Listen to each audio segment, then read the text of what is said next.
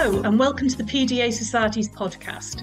We're here to chat about all things PDA to help you understand what people with this profile of autism are experiencing and how you can help. We'll be sharing research, professional expertise and the insights of people with lived experience to help you understand PDA and have more tools to make life easier. So, whether you're a PDA yourself, a family member, friend or professional trying to make a difference, welcome from everybody at the PDA Society. We hope you'll find this useful. Hello, my name is Rachel and I'm your host for this podcast. Today we're going to be looking at the topic of helping PDA children succeed in mainstream schools. So we know that some are able to overcome the difficulties they have, but for others it becomes just too overwhelming and they're unable to carry on attending. So we know that many PDA children experience increased anxieties in mainstream school. So whether you have a child who is currently struggling with school or you're an educational professional finding it difficult to engage your PDA learners, I'm sure you're going to find today's discussion really, really helpful. So today I'm delighted to be joined by our special guest for this week, Kelly Evans. I'll let Kelly introduce herself. So welcome, Kelly. And would you like to introduce yourself? Yeah, thanks, Rachel. I'm Kelly. I've been I've been a primary school teacher for many years, over 20 years. Currently, I'm an autism advisor for a local authority. So I've had plenty of experience of working with PDA individuals, with schools. So I've had PDAs in my class, and I've also been on the other side of things where I'm going in and supporting the teachers themselves to support those PDAs within their classrooms. So yes, alongside that, I've been working for the PDA Society for a few years, and I have two daughters. Both are autistic, but my eldest one is autistic with a PDA profile. So yeah, so home and school. Yeah, so a wealth of experience then that you can share. That's amazing. Okay, great. So I think probably the best place to start would be to thinking about, for a PDA child, why are schools so challenging places for them? Why do they find a mainstream school difficult? For many reasons. Yeah. And those reasons can change, and they can change sort of daily or weekly, and they can change with sort of growing up and in different environments. But what it comes down to is the amount of demands that come within a school environment. There are so many unknowns. There's the social side of things to deal with. There's obviously the educational and the work side. And so the demands just add to that level of anxiety. And we know with the PDA that anxiety is so high because of those demands within the world. They can be full of rules. They can, for some, be really quite inflexible. So it really can be an environment where a young person can feel unsafe, really. Yeah. And that can be really tricky for them. And that, of course, then adds to their anxiety. And there is so much, and obviously we'll go through that as we go along that we can do to support. But in an environment that is unpredictable, can feel unsafe, with demands thrown at them literally the minute they walk through the door, if you're not, from before, it's a lot. It's a lot Yeah. to have to do. Yeah, and I suppose, schools are, as you say, rule-driven environments, and because they have to be, to keep everybody safe. Absolutely. But for a PDA, that can just be overwhelming. And I suppose then, as well, then when you add on other things, so the social element, and also sort of key years, year 6 is a difficult year, isn't it? Absolutely. Year 7 is a difficult year, whole new changes. Yeah, any of those big transitions, and just the exams or the different the options or SATs or just changing class. And then of course when you get to secondary you have different teachers and different approaches, and things can end up being that little bit more tricky as well then. Yeah. And so it's not difficult, is it, to see why it's very, very overwhelming for PDAs. So on that basis then, so how important then is the trust in adults, that who are the, the ones that are either teaching PDA children, or maybe they're a TA in the class or part of the pastoral team? How important are those, is trust in adults for PDA children to make them feel safe in school? I think trust will be the word that I end up saying repeatedly, to be honest, Yeah. throughout the whole thing, because it's so important. It can be the key thing Mm. that enables that PDA to attend school, and be successful. So those trusted relationships, those that are built on that real understanding from that person who is supporting, it can help to reduce anxiety. We know that masking can be reduced because they're able to be themselves. They feel safe. And if we go back to the previous question where we were sort of saying, that those environments can be really feel unsafe. Of course, we know that they're not, but it's how that the PDA will sort of see that and feel that. And without that person there who can sort of see what that PDA needs, understand them, and that trusting relationship is so key.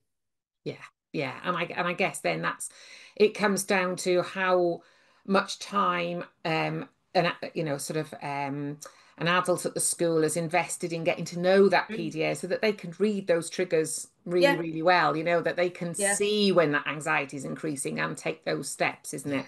And having absolutely. access, I suppose, as well to that trusted Yeah, person.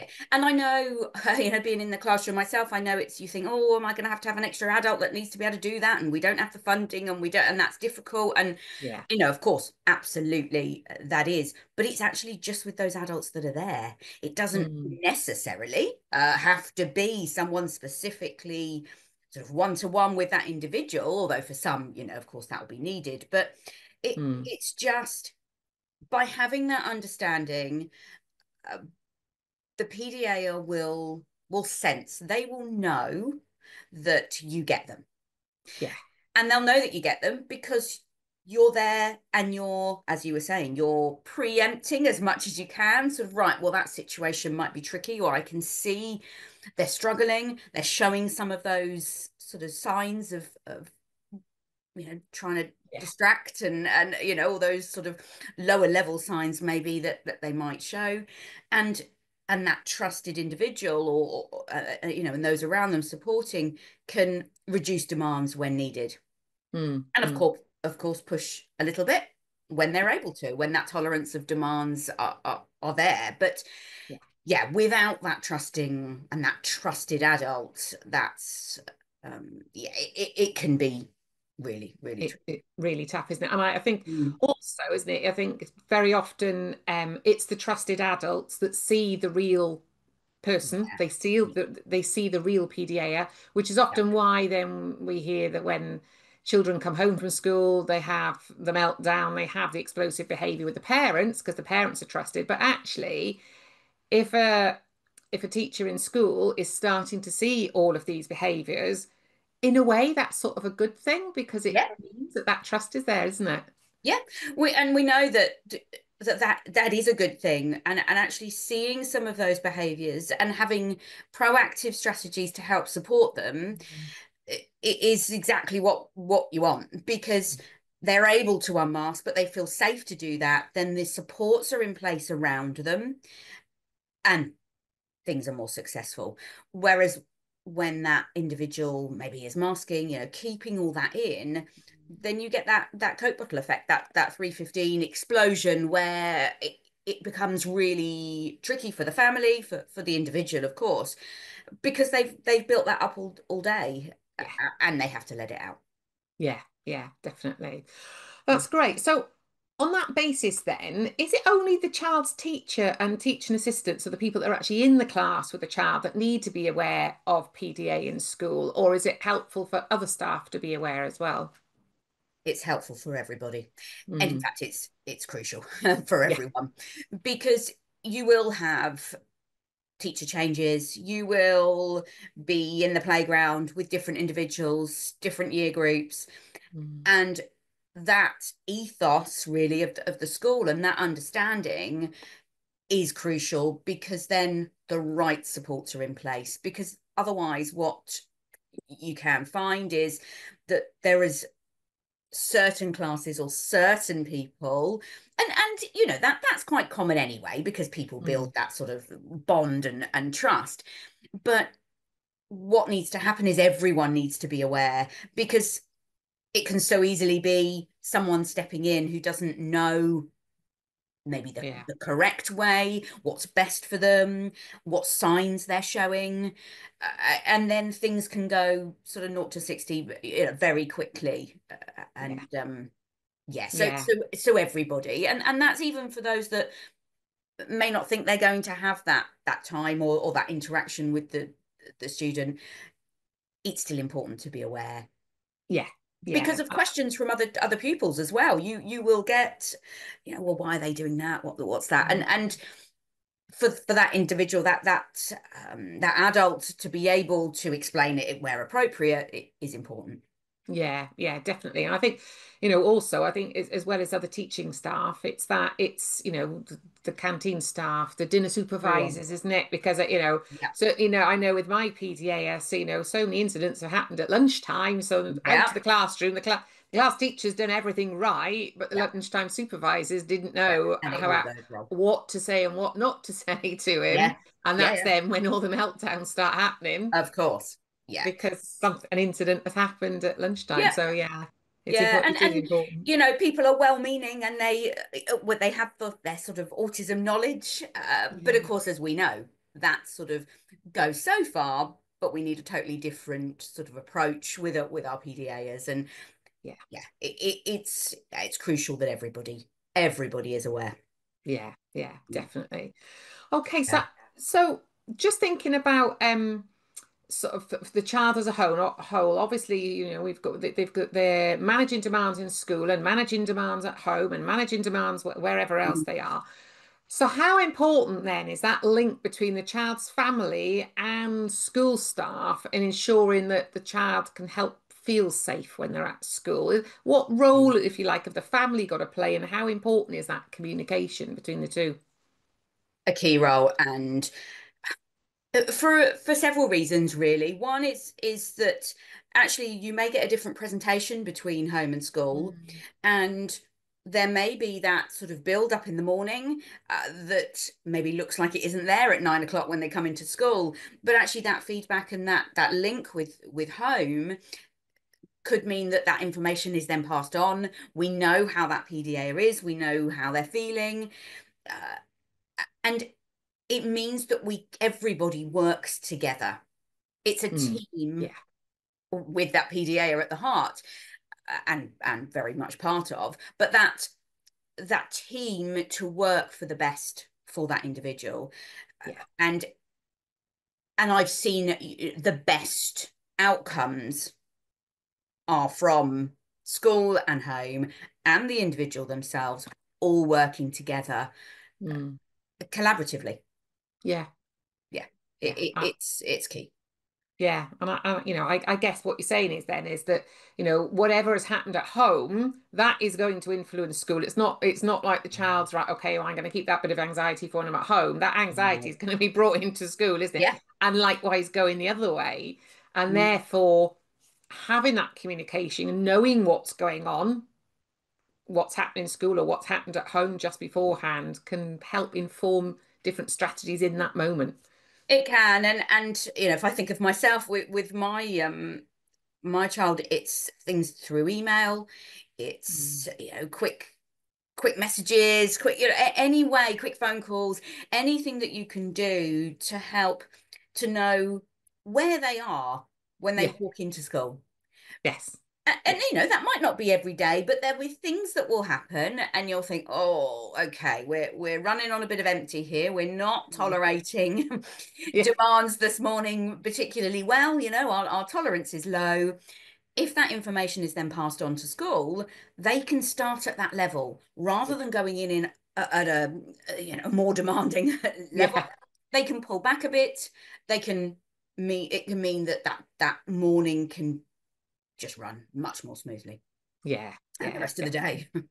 Yeah, exactly. And at the end of the day, that's what we want, isn't it? We Yeah. want the child to feel comfortable and safe in school, and then help, giving that bit of notice of when they are struggling actually Mm. can mean that they can have a little bit of a softer start, which actually brings me on to the next question. Can softening the beginning or the end of the day also be helpful to, improve engagement in mainstream school for PDAs? Yeah, it can. If you think of demands and you think of the minute they open their eyes in the morning, those demands come flooding in. They have to Mm, open their eyes. If we sort of simply think about that real simple one first thing. And of course, all that then comes at them, from getting out of bed to getting ready to eating, drinking, all those other things, getting dressed and getting out the door. That's a lot. And yeah. some mornings that will go better than it will others. And so having that sort of agreement there with school about that soft start of the day, and that can look different in different schools and with different individuals. It may be that there is sort of a window of time where that pupil's able to come in, and that's Hmm. still classed as okay. Hmm. It can be that, okay, that's a set time to come in, but actually it's not straight into tutor, it's not straight into the classroom or in assembly and register. It's okay, we're in the quiet room, we're doing some Lego, we're doing a chosen activity, topic of interest activity, just just to create a positive transition, really, and put them in the best possible Mm. start, really, for again for the rest of the day. And it can be going in through a different door. It can be avoiding that sensory overload that they may then have when everybody else is coming in, and that social moment that you get sort of at that start of that school day when everybody's there. Mm. It can look like one-to-one time with the teacher. It can, TA, or the lady in the office. So, I've seen it work sort of many different ways, Yeah. and all of those help in discussion with the PDA, or if appropriate, to look at, what can the mornings look like, Hmm. and Yeah. how can we make those a softer start, Yes. uh, and the same for the end of the day.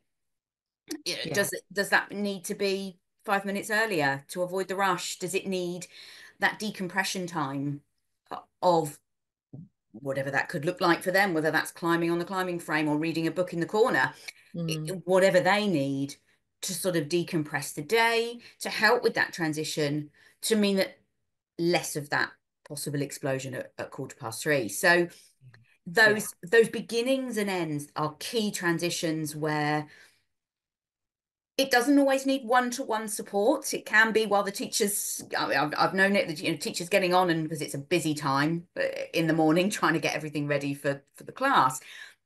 But just sitting in the corner reading a book might be enough, or helping with jobs. Mm. Uh, Yes. Yes. yeah, PDA is like that they responsibility, don't they? Yeah. Yeah. absolutely they do, and it gives them a focus Mm. to sort of step over that threshold, get into school, bit of a distraction, a low demand time, and yeah. So the beginning and end of the day are key areas to look at. Yeah. Yeah. And as you say, the reasonable adjustments that you make, it's not just about changing that start time, which it will be for some, Some, but yeah, for others, they can get to school on time, but they yeah, just can't actually engage in learning at that time. absolutely, And we yeah, have to give them grounding activities and, yeah, as you say, yeah, activities that they are not going to find anxiety provoking before then we might start engaging in learning. yeah, yeah, Sort of thinking about the beginning of the day, that's quite obvious, I think, as to why we might need to make those accommodations for many PDAs, because there are all those morning demands, aren't there? There are so yeah, many demands from the minute you're asked to wake up yeah, yeah. until you get to school, and that transition into school. Mm, yeah. And so thinking about the softening of the end of the day, is Mm. that purely then about the fact that they've run out of capacity to cope with learning, or you also touched on about the avoiding that busyness at the end of the day. For some children, is it more Yeah. sensory maybe, or is there? Yeah. So for some, it will just be their battery's dead. Yeah, That they just can't do any more. And I've known for some, that actually means they finish sort of after lunch. For some, they'll can go till the end of the day. But what they do need is that time there to just decompress, but mm, also that sensory overload. So for a PDA, the overload of lights and sounds and smells and social interaction, and of course demands underpinning all of that, can be just overwhelming. yeah, So yeah, by giving them that chance to leave that little bit earlier maybe than some, it means that they're getting their bag when 29 other children aren't. uh, yeah, yeah, they're walking out of the school in a quiet, calm environment, because as we know, the end of the day is always busy, yeah, and that just takes that away. And if that's what's going to mean that they're in a better frame from the next morning at 9 o'clock, then that's great. Or great. for the rest of Yeah. the evening for family. Yes, exactly. Yeah, yeah. Mm. Oh no, that's great. Okay, so we know that lessons can be full of demands for PDAs. So what about just thinking about that non-directed time, such as maybe lunchtime or playtime for younger children? Do PDAs find those times easier, or do they find it more difficult? Sort of are their demands wrapped up in that time that as adults we think, oh, okay, this is their time to decompress. But actually, is that what PDAs do, or do they find it difficult? it, it will be different for all, of course. But Mm. for many a PDA, actually, those non-directive times, the times where it's sort of free, and you would imagine that, like we say, Yes. that, oh great, that's time for them, that will be great.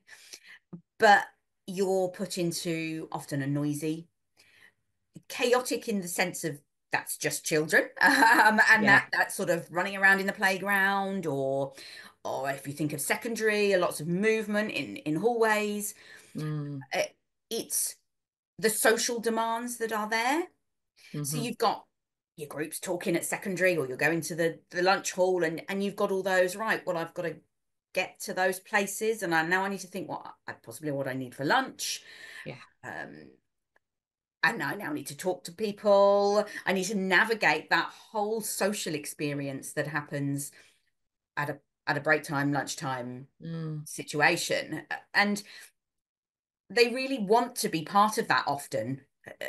Many a PDA will really be quite social, or have that want to be really social. But what we do know is that sort of surface presentation that they're showing, actually underlying that is a real struggle to understand some of those sort of written social Yeah. rules that are out there, that of course create demands within those as Mm. well. What do I Yeah. need to say? What should I be doing?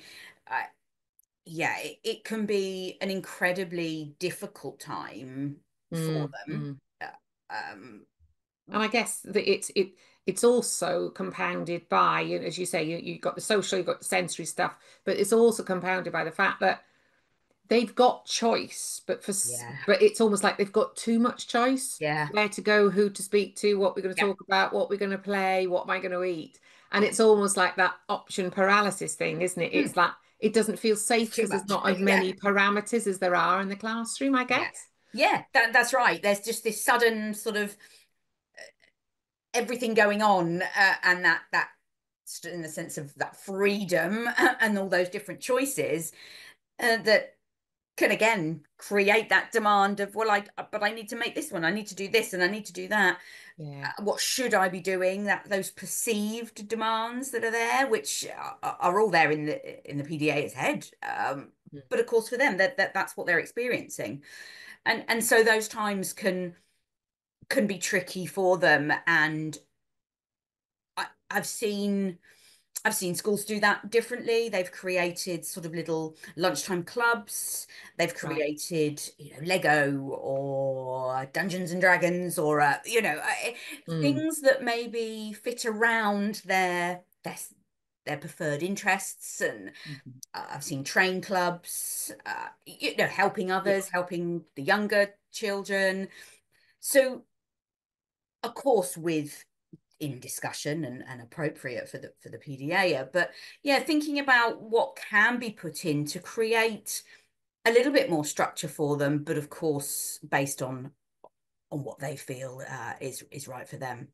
Yeah, yeah. I can remember speaking to one parent whose child was really, really struggling, and it was particularly at lunchtime because of that option paralysis, that whole, Mhm. well, there aren't as many parameters, what do I do?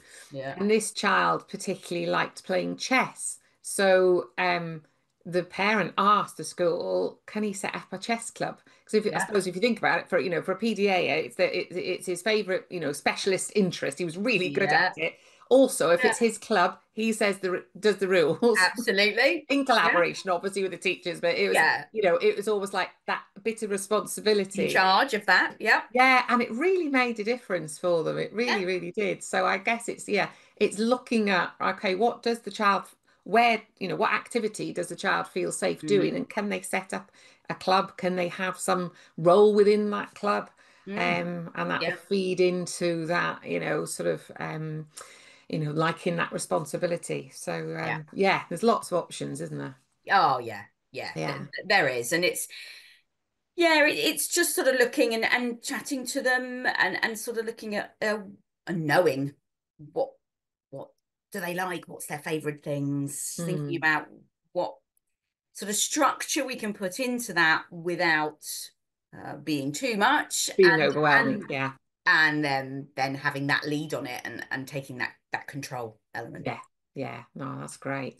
Oh, I mean, we touched on the next question a little bit, but let's just see if we can dig a little bit more into it. So we've mentioned sensory in Mm. a little bit earlier on, but why would a PDA child find a mainstream classroom particularly overwhelming from a sensory point of view? And have you got any suggestions of how those sensory needs could be accommodated? Yeah, so I suppose you've got the sort of more obvious ones of there being lots of people Yeah. within our mainstream classes. We've got possibly 30, maybe even Mhm. slightly more, obviously maybe slightly less, but usually around that. And Mm, that's overwhelming in itself. They're not massive spaces, so you're quite confined or could feel mm, quite confined. You are possibly sat in rows or in groups. Uh, you've got the lights. You've got the noise of other people in the corridor. You've got the noise of the other students. You've got the whiteboard. You've got the chairs scraping on the floor. You've got pens tapping. You've got, and you could go on. yeah. Yeah. The overwhelm, the sensory overwhelm that you can have from being in those classrooms, the displays to everything, it really is quite a lot. And they can be unpredictable. Mm, There's mm, 29 other children in there, and that PDA doesn't have that control over what all those 29 are doing. And no. of course that creates that unpredictability, that feeling, like those anxiety, the unsafe feelings, that not knowing, the uncertainty. So it's about a number of things, such as stepping into that classroom either with the PDA or just by yourself to start with, and looking, sort of Mm, doing a bit of a sensory audit, really, of, okay, what could be an overload here? If appropriate, obviously including the PDA themselves, and asking them, where are you finding things tricky within this environment? I've seen individuals have their own space, so their own table mhm. where pens and pencils aren't being touched by others. They can have it as they want to. For some, they want to be in a corner. They'll want to be maybe by an exit so that they can step out and just have that break when needed. They Yeah. might need to have a difference in table. So it could be standing desks. It can be moving, wobble cushions on chairs, it can be kickboards, things that will help to give them some of that sensory feedback, or in the case of stepping outside of the classroom, that sort of sensory, that break from that overload. For some, it will be using things like ear defenders. And actually, there's some loops as well, or some sort of in-ear that will just, you can still hear the teacher, you can still hear what you need to do, but what it does is it just blocks out that general background noise. And it can just help to sort of dampen that, which will mean that the overload isn't quite as much for them. I think we know that a classroom is going to be busy. These are things that will be the case. So it's about, okay, we know that is how it is, and with things we can do, such as space in the classroom and displays that are less sort of busy around them, but thinking about real time out of that environment as well, because what we know is that if they're able to have some of that time out, they're then able to gain a bit of that energy back, get a bit of that battery back, get a bit of that coping sort of skills that they have, to be able to step back into that and then cope for the next hour or 2 or 10 minutes or whatever. And I've seen that work through sort of movement breaks. And I know teachers, as I go into schools, will say, well, but we haven't got any adults to do that. How are we supposed to facilitate that for so-and-so? And that can be done literally just outside the classroom door, in the corridor. I've seen sort of pictures of sort of activities that can be done up and down the corridor. I've suggested their own sort of little activities on their desks, sort of on a bit of a sticky laminated sheet that they can just stand behind their desk and do. Star jumps, wall pushes, chair pushes, things like that will help them to get that sensory feedback in the right way, which will then in turn sort of calm the nervous system, because without that, they're going to be on that high level of alert. So yeah, it's looking, right, what is this individual sensory profile? Let's audit it, let's look at it, let's deeper dive into it.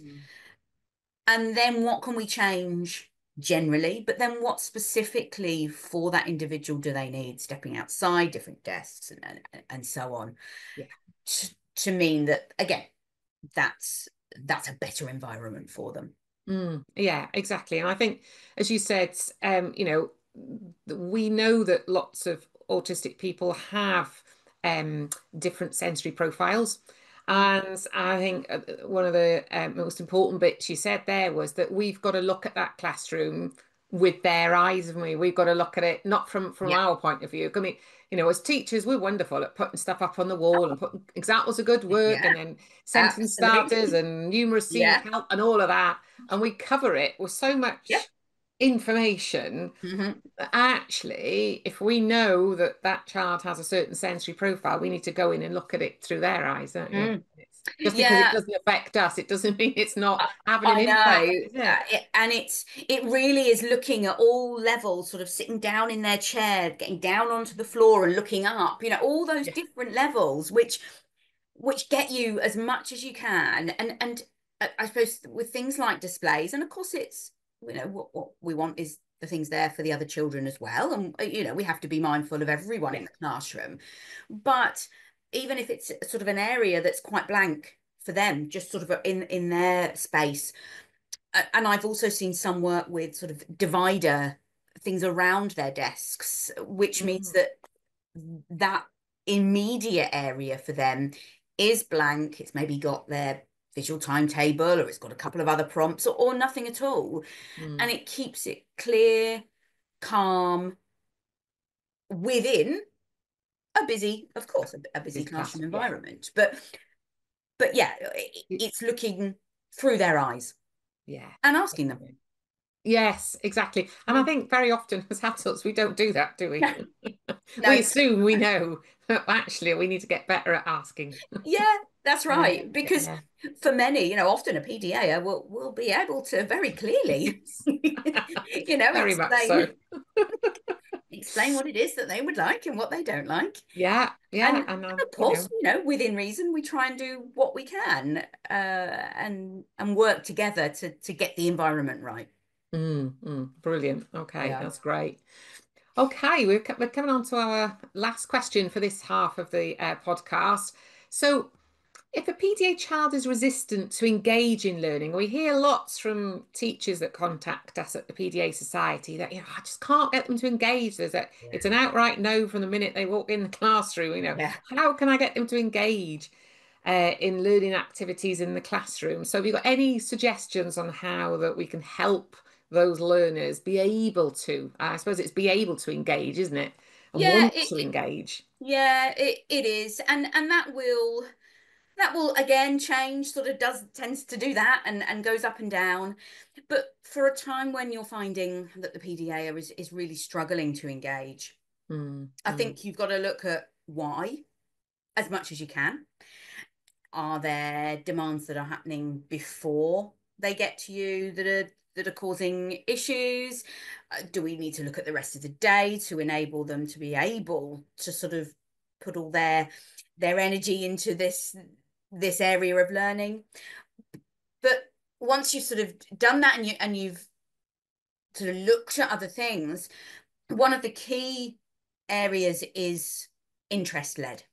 So if you're really struggling to engage a PDA, it's looking at, okay, we may be doing story writing in English, and I'm thinking of my PDA where she would put a pig into everything when she was at primary school, probably even into the beginning of secondary, actually. Yeah. And it didn't matter what it was poetry or even maths, because we turn the little digits into pigs. But and she would put her interest into the story. So engaging them in their interest is really key. Of course, having that trusted relationship that we've talked about previously, and having that as that real basis. But look at those chosen topics, tailor the learning to them. If the learning objective is sort of quite open, then it's being imaginative as to how we can fit their interests, their ability at that particular point, Yeah. to be able to do that task or engage in that learning. Incidental learning is key. So it might be that you feel that the PDA is not able to access the classroom as much, but actually that incidental learning that's happening as you're maybe outside in the playground, as you're walking the corridors, if they needed that, if you're doing that Lego, you can put some maths into it, you can talk about stories with the Lego characters, you can bring that learning into where they are. And I think that's really key, is that you're needing to get to them where they are at that point. Yeah, yeah, yeah. It, I think if the child isn't engaging at all, isn't it? You've got to find the what's in it for them bit that's by right. starting off with Yeah. their special interest, as you say, and then broadening it out slowly. It's got to be at the child's pace, isn't it? It does.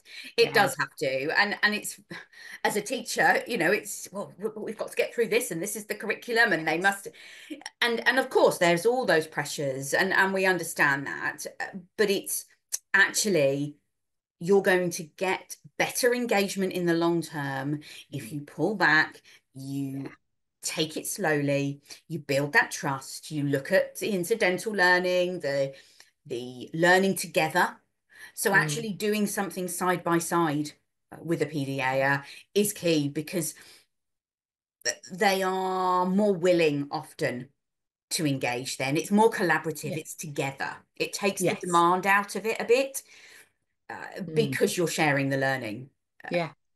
And so their own little projects on things that they love, you could get so much sort of curriculum into those projects, as much as you can. And I think if you do start to sort of build it, go slowly, and then gradually you'll see And it might take a while.